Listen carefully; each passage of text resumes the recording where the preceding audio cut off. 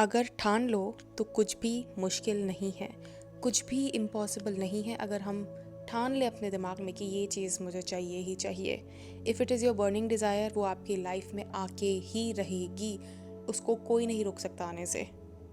और आज की सक्सेस स्टोरी कुछ ऐसी ही है।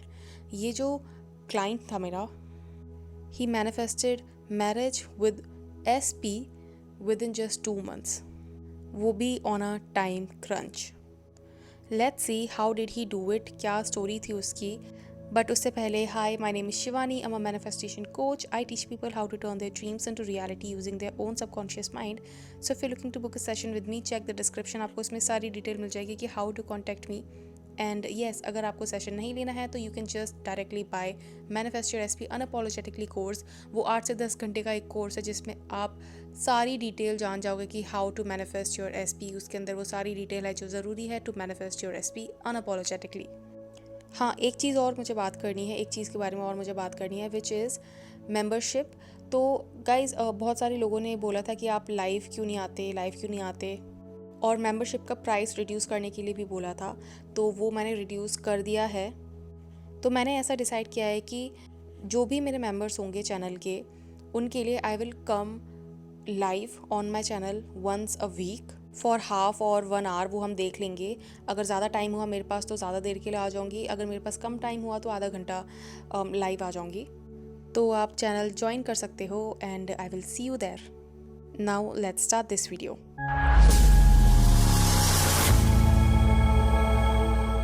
ओके, तो हम स्टोरी शुरू करते हैं। सो ही राइट्स कि मैं आज अपनी जर्नी आपके साथ शेयर करना चाहता हूँ, जो मेरे लिए एक मिरेकल से कम नहीं है। ये कहानी उन 2 मंथ्स की है जिसमें मेरी ज़िंदगी पूरी तरह बदल गई। मैंने ऑनेस्टली कभी सोचा भी नहीं था कि ऐसा होगा। मैं अपने SP से दिल से प्यार करता था और हम दोनों एक दूसरे के बिना अपनी ज़िंदगी इमेजिन नहीं कर पाते थे। हमने डिसाइड कर लिया था कि शादी करनी है, लेकिन सबसे बड़ा प्रॉब्लम था, मेरे पेरेंट्स बिल्कुल एग्री नहीं थे।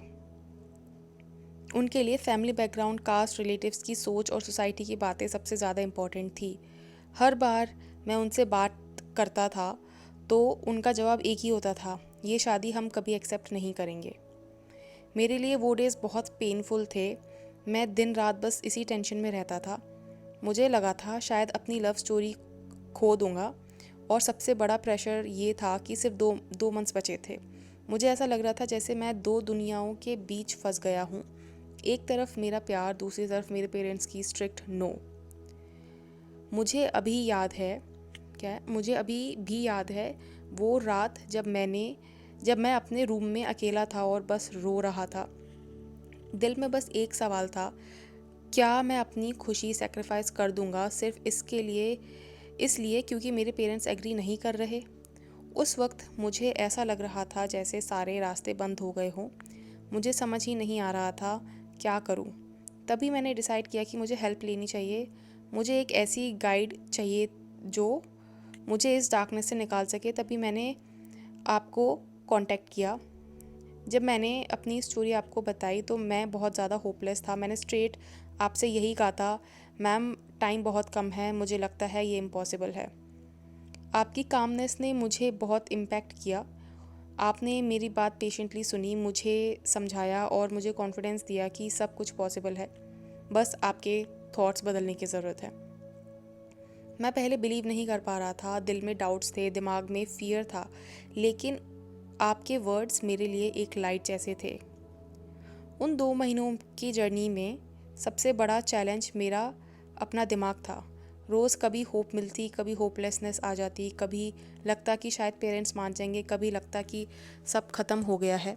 मैं एडमिट करता हूँ, बहुत बार मैं आपको कॉल करता था सिर्फ ये कहने के लिए, मैडम कुछ नहीं होगा। अभी भी उनका जवाब नो ही है। लेकिन आपने हमेशा मुझे रिमाइंड किया कि पेशेंस रखना है, फेथ रखना है।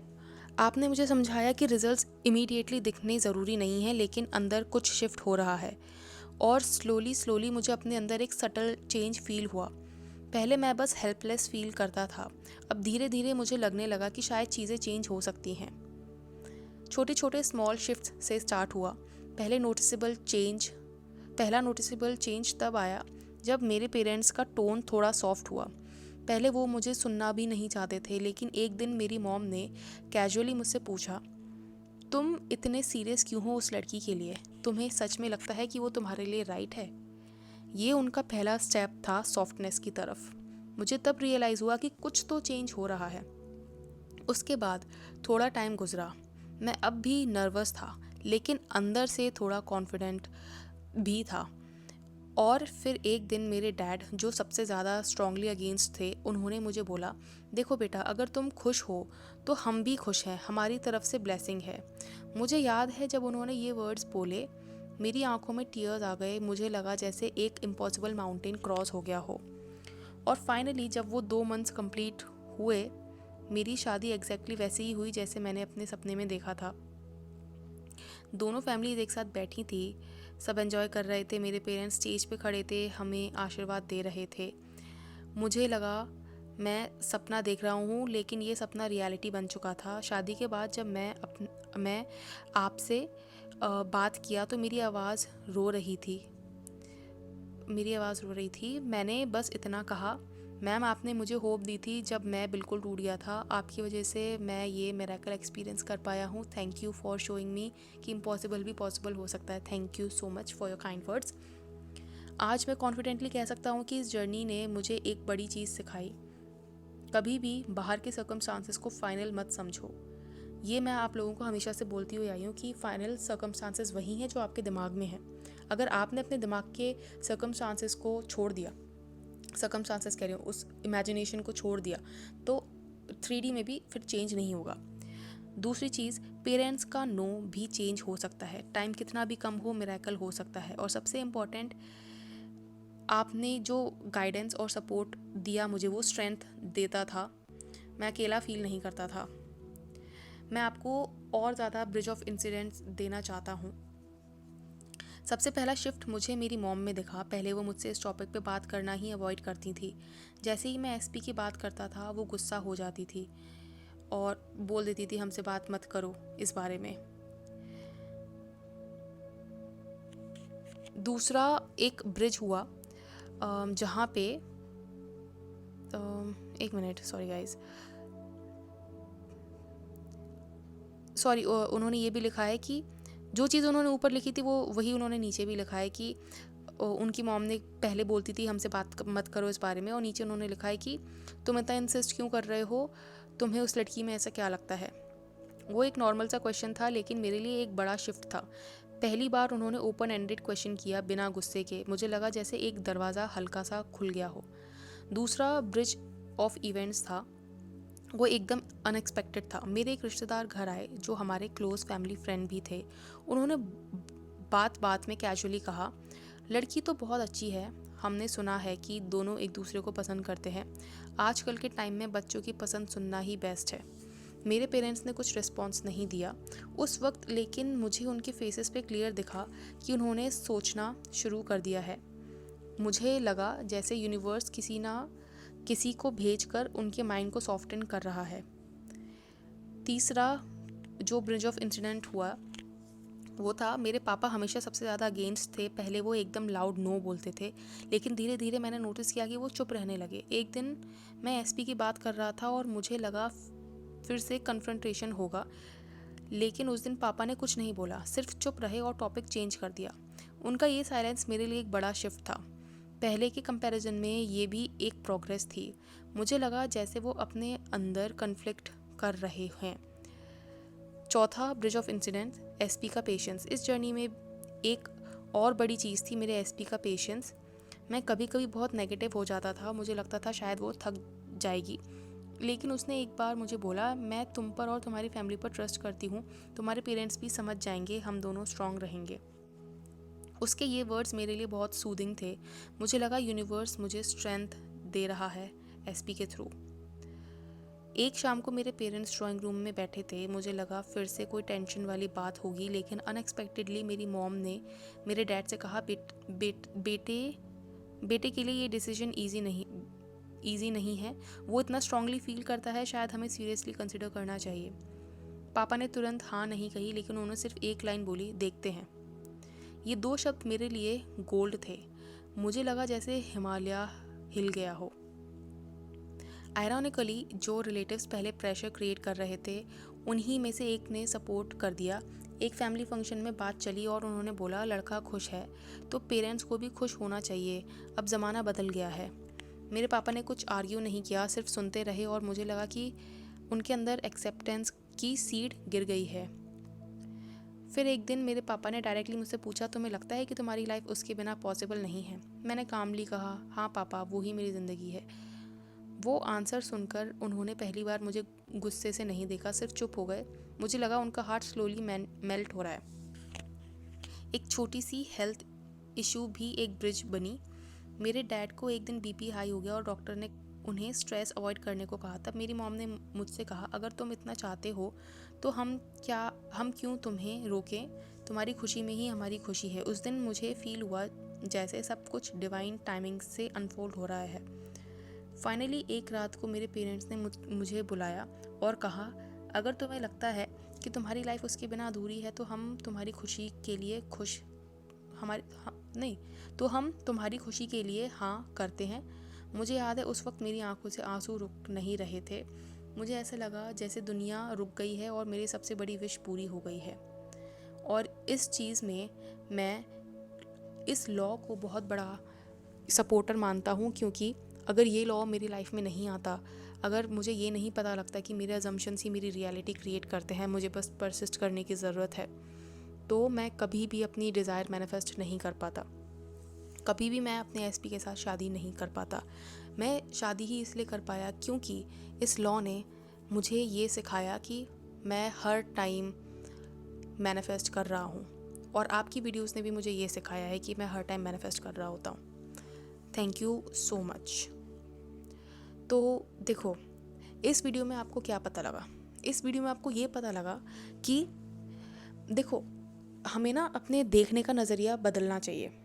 अब जैसे कि उसके पेरेंट्स ने छोटी छोटी चीज़ें थी जो उसके पेरेंट्स में चेंज हो रही थी, बट उसके देखने का नज़रिया बहुत डिफरेंट था। उसके देखने का नज़रिया ये था कि हल्का सा भी, पहले तो नो बोलते थे, स्ट्रिक्टली नो बोलते थे, बट अब कुछ नहीं बोलते।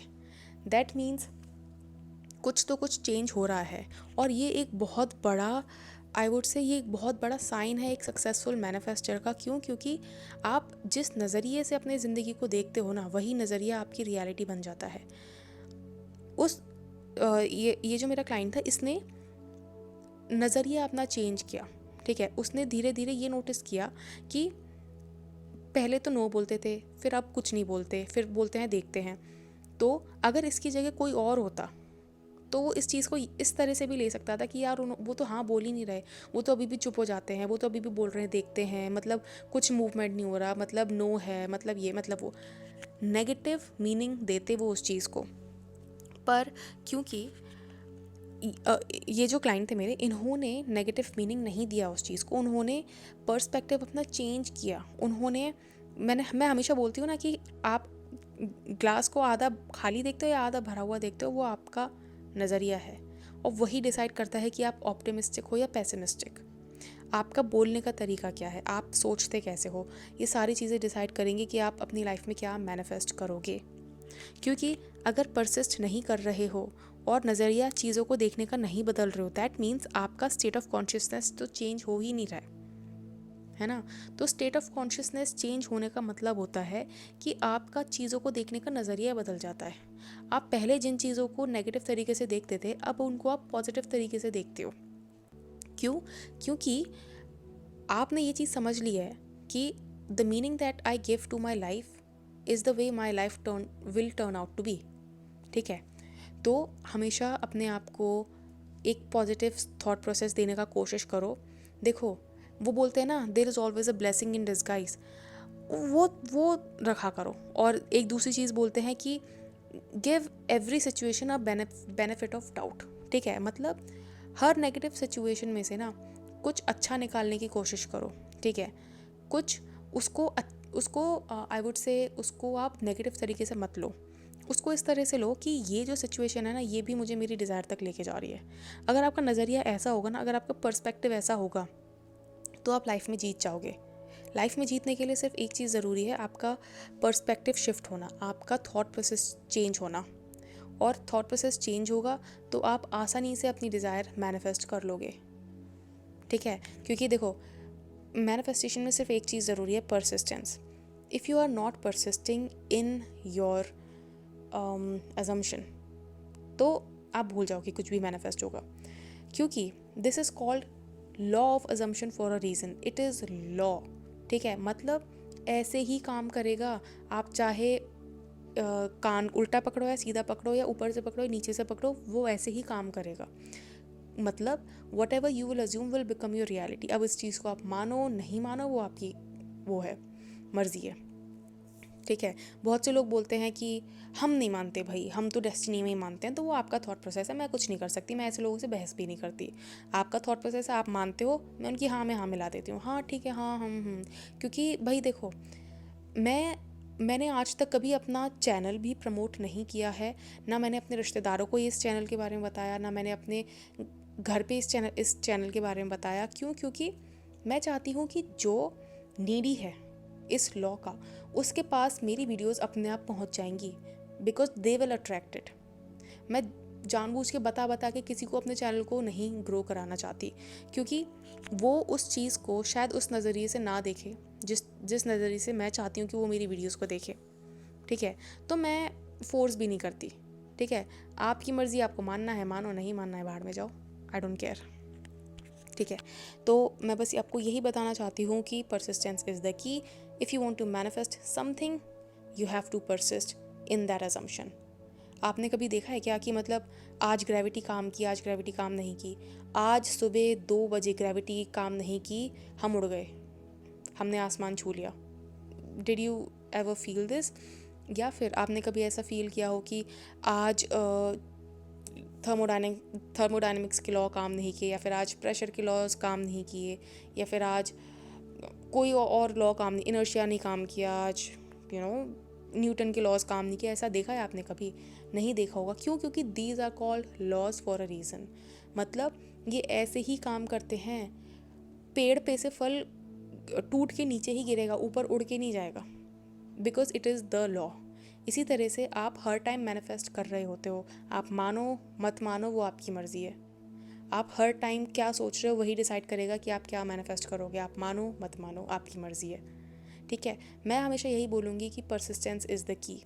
जो अज्यूम करोगे ना, इवन अगर आप अगर आप ऐसी चीज़ में भी अज्यूम करोगे ना जो आपको लगता है कि इम्पॉसिबल है, तो एक टाइम पे वो भी आपको उसकी भी पॉसिबिलिटी आपके लिए बन जाएगी, क्योंकि if you can desire something it is already your reality.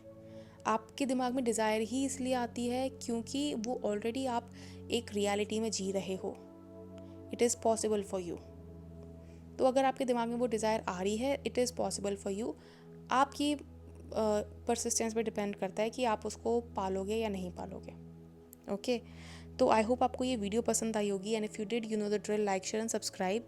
And yes, I am coming live for my members only on 5th September 8 PM। तो ये टाइम नोट कर लेना। So yes, I will see you in my next video. Until then, bye bye, take care.